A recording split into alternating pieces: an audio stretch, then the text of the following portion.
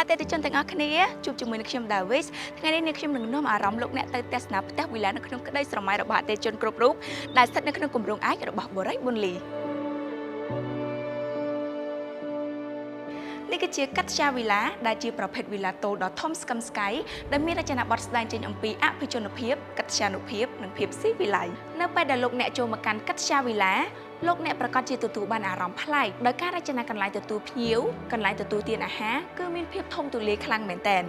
ជាពិសេសស្ថាបត្យករបានរចនាដោយលុបបំបាត់នៅជញ្ជាំងដែលមិនចាំបាច់ហើយបានបន្ថែមនៅសួនចំកណ្ដាលផ្ទះប្រៀបដូចជាការបង្កើតបេះដូងនៃផ្ទះ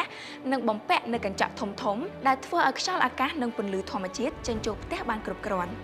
មិនត្រឹមតែប៉ុណ្ណោះជួយឲ្យសមាជិកនៅក្នុងគ្រួសារកាន់តែមានទំនាក់ទំនងល្អនិងមានភាពស្និទ្ធស្នាលជាងមុន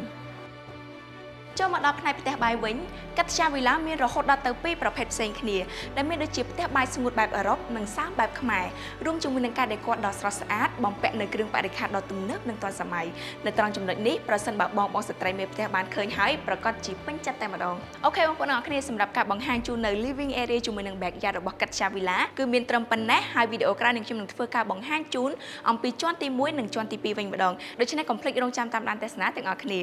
អរគុណជម្រាបលា